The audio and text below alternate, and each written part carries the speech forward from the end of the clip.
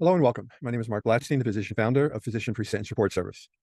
Today, I'm going to review a little bit of my personal history with self-surrendering, because I've self-surrendered to both a freestanding federal prison camp as well as a satellite prison camp, which is attached to a higher security facility.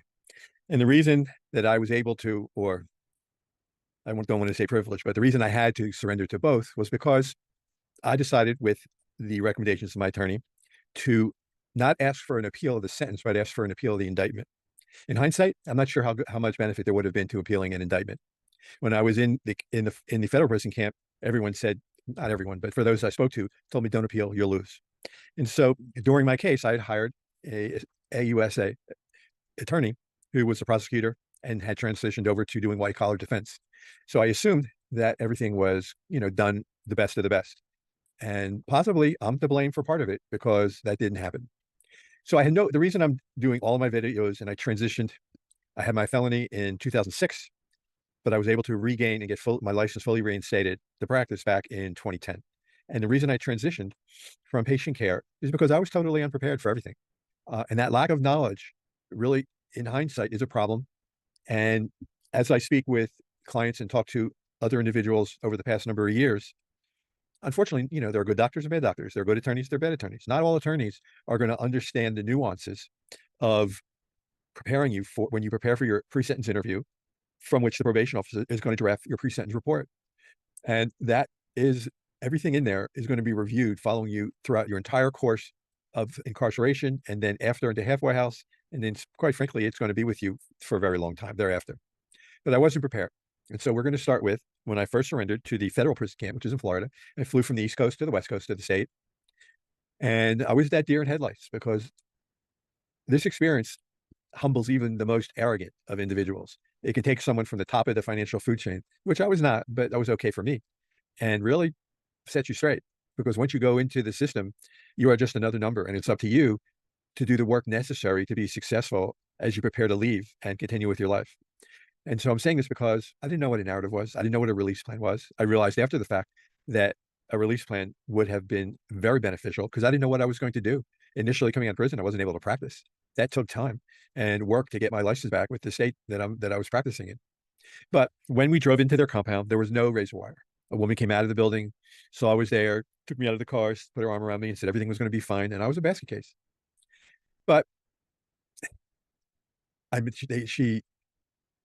she admitted me into the camp. It wasn't much of a search, if you will, of my person. I changed clothes. Those clothes were mailed back to where I came from. I brought in cash with me so that I'd be able to shop right away. And someone took me over to where I would get a bunk.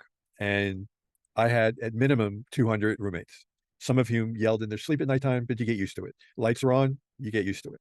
I was near the showers. I was a deer in headlights. I didn't know if that was good or not good. That's where they put me, and I stayed there. And so it is important to be prepared and kind of to know what's expected of you when you get into prison. Part of that could have been reading through the admission and orientation handbook that I could have gotten online, but I didn't. And so when I was sitting in to the orientation, there maybe were 25 to 45 guys in the room.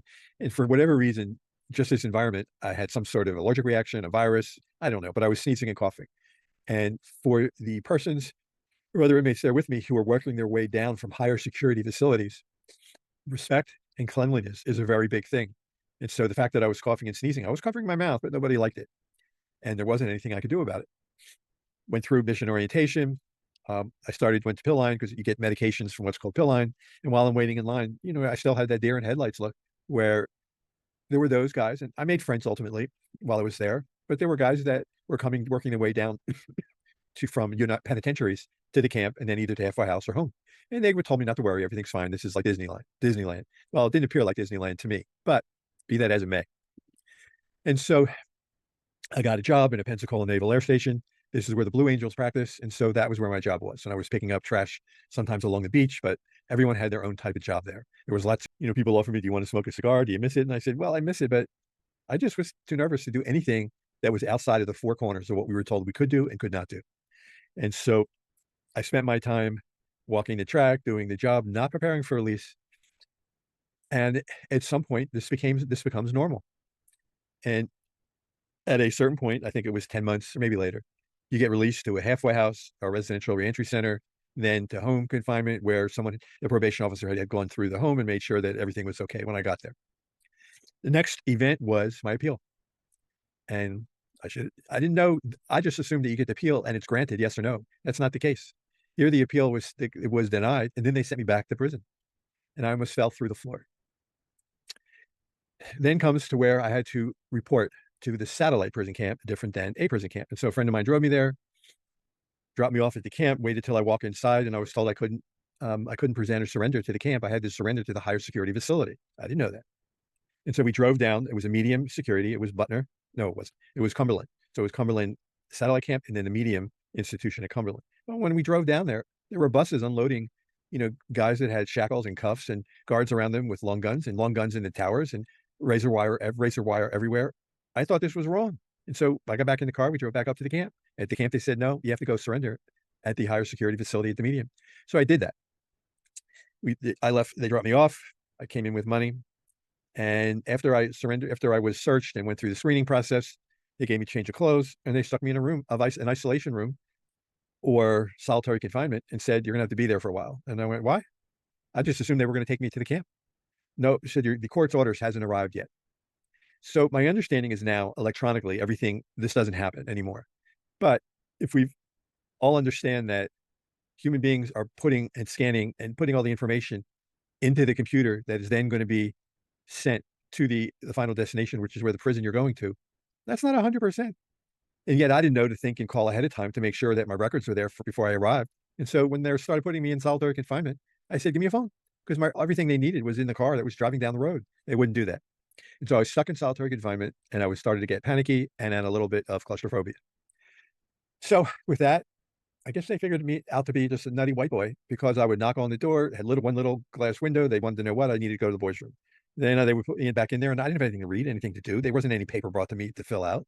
And they went ahead. I wanted to go out of there and then get some water. And this was going on and on. I don't know if it was 15 minutes or it could have been 50 minutes. But at some point, they must have thought this white boy was nuts and very disturbed. And they got a psychologist to come down and talk to me. She came down. She took me out of solitary confinement and stuck me in an individual room with a computer and the door open. She said, wait. You went to speak to the guards. And she came back to me and she said, okay. She said, are you suicidal? I said, no. Are you anxious? I said, very. Are you depressed? I said, yes. She said, why? I said, what do you mean, why? I've already been in a prison camp for how long I had to be there. I had an appeal. I lost it. I was told I had to come back here on a certain day. I'm here at the correct time. And then I put into solitary confinement because somebody lost the orders. And the guards would not let me call the person in the car that was driving away to bring those records back. And I said, this is crazy. And she said, wait a minute. And she left me in there for another, I don't know, 2 minutes, 10 minutes, 20 minutes. Ultimately, at the end, she came back and they had someone there to escort me to the camp. So now I'm leaving the medium security facility. And as I approach the camp now, there's razor wire there also. There was none at the freestanding camp. And so my takeaway from Cumberland, or from these two facilities, is that if you go to a satellite camp first, you really don't know any better. But because I was at a freestanding camp without as much restriction, where my understanding is the guards actually try and apply to get to work there because it's in, you're not next to a higher security prison with more volatile inmates. And so now that I'm going into the satellite camp, there's a tension in the air. I don't know how to explain it, but it's surrounded by razor wire. There's a small little quad. There is a track. But every time they're at the medium, where there's either a fight or a stabbing or there's fog, whatever the reason may be, everything gets locked down at one time. And so all of a sudden, from never having to be restricted into a building, I was, like everyone else, we were told we had to stay in our units. And that just began to give me claustrophobia, even though it was a larger area than just one room. In the satellite camp, there was maybe 16 little cubicles that had 3/4 walls with 2 bunk beds in each, two or 3 bunk beds in each. But what I was grateful for was that there was a dog trading program at Cumberland, and it's still there. But I've been around dogs my entire life, and so it helps ease whatever tension that you may have. And on top of that, every time that we were, the camps were closed down because of something at the medium, I would volunteer to take the dogs for a walk. And so that to me, was my first impression into the difference between a freestanding camp and a satellite camp. But beyond that, there's probably more programs available now with the First Step Act that you can take to qualify for an early release. But my understanding was also, in speaking to those that have been through the system in the subsequent years, is that the the staff at the federal prison camp Pensacola are working very hard to get those that are in there out and home as soon as possible. And so I think that there is a difference. Appealing, I think that I made mistakes. I should have asked the attorney if they have a 98% conviction rate, how many cases or appeals have you won? But I didn't. I didn't know what a narrative was. I didn't know what a release plan was. And I probably needed a release plan because when I finally was indicted and then found guilty, I had to turn in my medical license. What was I going to do? I'd only been practicing for 30 years. That's all I knew. I'm grateful that ultimately in 2010, I was able to get my license to practice back, reinstated in full. Still, having a release plan would have been a very smart thing to do, and I didn't.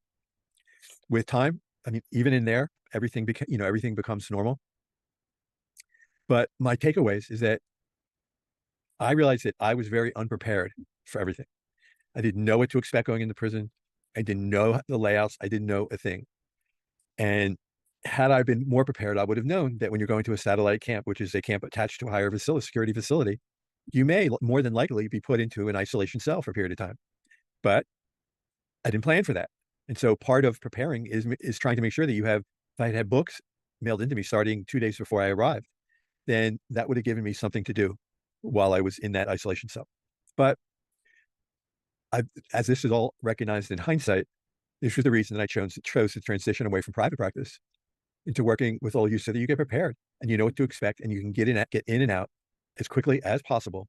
At the same time, having with your release plan an idea of what you're going to do, because I really didn't have any idea. And when I got out, even at that point in time, I didn't know what my next step was going to be. I hope you found this helpful. I have other information about this on the website. And should you have any questions, please do not hesitate to call and or email me. I'm grateful for you taking the time to listen to this YouTube, and I hope you all have a good day.